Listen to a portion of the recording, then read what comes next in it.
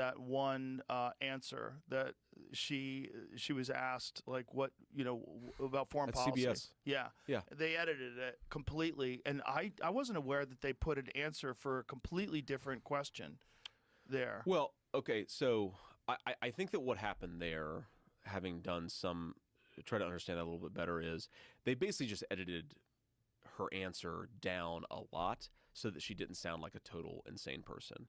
Because what aired, I think, on the smaller, what aired on the channels online that had a smaller pickup was the rambling.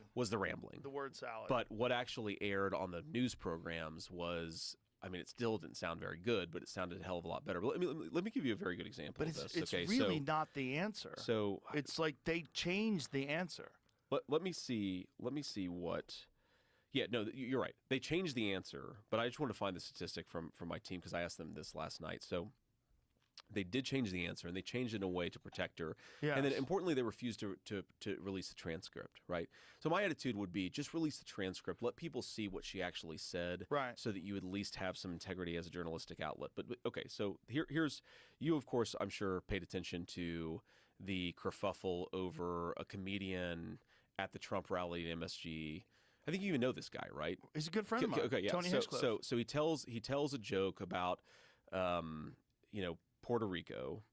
The number of mentions on CNN about this joke in the last 48 hours, this was as of last night, 143, on MSNBC 101, on ABC 53, on NBC 32, and on CBS 31. In 2 days, they talked about that joke effectively nonstop. You know what it means to have 31 mentions on NBC News about this particular thing? That is that is saturation.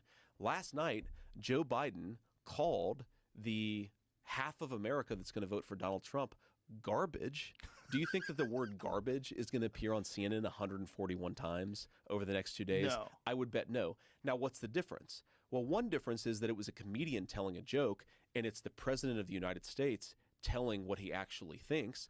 Another difference is, again, it's a comedian with, at best, a tenuous connection to the Trump campaign. And on the other hand, you have the actual sitting president at a vice presidential campaign event telling the vice president, telling the entire country at an event sanctioned by the Kamala Harris campaign that half of Americans are garbage. And I guarantee the media is not going to cover this in the same way. I mean, here, let me, I don't know if Jamie can bring this up, but I tweeted about this last night, that Politico, they initially tried to write the story about what had been said by Joe Biden. They said that Biden had called racism against Puerto Ricans garbage. Well, who disagrees with that? I think that racism against Puerto Ricans is garbage, but that's not what he said. He said that Trump supporters are garbage. He said it's on video. So Politico tried to retcon this. It turned out there was a video, so we could actually see for ourselves what was actually said. But the amount of dishonesty in the American media really is off the charts. It is, but also with Joe Biden, I think at this point in time, he's literally that crazy guy on the porch yelling at the neighbors. I mean, no one thinks he's there, which is also one of the fascinating things when they asked her, when did you know that he was mentally impaired and why didn't you talk about it earlier? And there's this, Joe Biden has always done the amazing work that Joe Biden does. It's just like this long, where are you going? Yeah. You want to get the lights that they use with the air traffic controller, come this way. Yeah, come this way. Help her out. Do you think she wears an earpiece? I wouldn't be surprised. I have no idea. The earpiece one was amazing. But man, the little she just Bluetooth thing, the earring. It's astonishing. She talks. The only way I can describe it is she talks in circles. Yeah. Right. It's like Tim Dillon says it's like she does gypsy curses because she speaks in gypsy curses. That's very good. But it's we need to build an opportunity economy, because if Americans don't have opportunity, then they're not going to have the opportunity to be Americans. And it's like, what the hell? The opportunity did to generate wealth and generational wealth. Like, wait a minute. Do you know how few people generate generational wealth? That means you have so much money, you're going to give it to other generations. Well, but there's actually, I mean, I give a lot of speeches, so there's actually a skill to this. I think that she is the Michael Jordan of using as many words as possible to say as little as possible.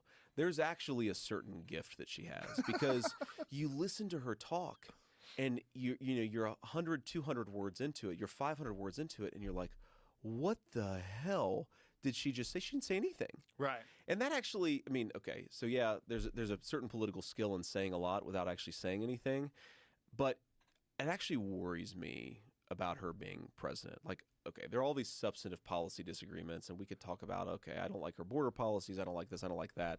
But what does she do when she's in a meeting with a world leader and she has to like know the details of public policy to negotiate with Vladimir Putin or Xi Jinping? Like, one of the major things that you do as a president is you participate in economic negotiations, like what tariffs are we going to apply on your goods unless you lower the tariffs on ours, or vice versa, right?